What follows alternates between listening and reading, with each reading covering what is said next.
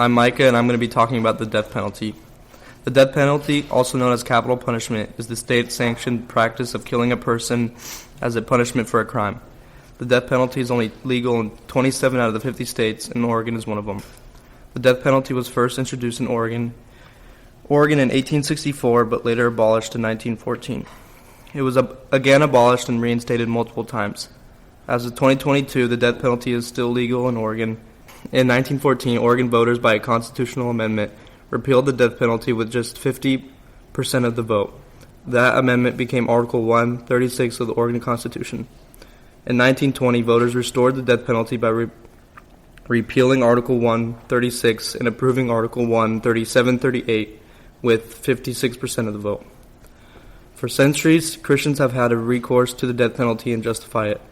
Nowadays, the vast majority of Christian churches are against the death penalty and actively campaign for its abolition.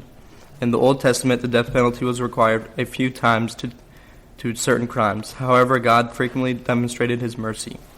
The principal argument is that life is sacred and a gift from God, but a human who wrongfully takes one's life must lose their own life.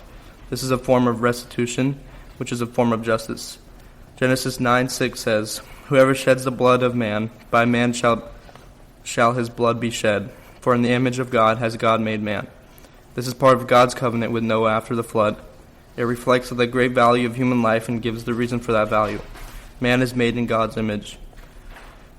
Between 1904 and 1994, 115 people were sentenced to death in Oregon, and 58 of those were executed.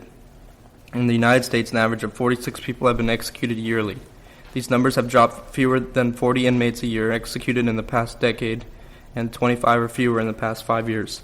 The church is against the death penalty as it lines up with the fifth commandment, "Thou shalt not kill." The death penalty is a form of killing an innocent life. It is only acceptable if it works for the greater good or it is used as self-defense. Current catechism says the death penalty is inadmissible because of the attack on the inviolability and dignity of the person. John Paul II says, "God did not make death, and he does not delight in the death of living, for he has created all things that they might exist." God created man for incorruption and made him in the image of eternity. But through the devil's envy, death entered the world, and those who belong to his party experienced it. In easier words, John Paul II means that God created everyone in his likeness, so no life should be taken unless it's in God's timing. As Christians and followers of God, the death penalty is not acceptable, and we should all work to abolish it in the entire country. Ways to do this include supporting members of Congress with a similar opinion, peaceful protesting, and most importantly, prayer.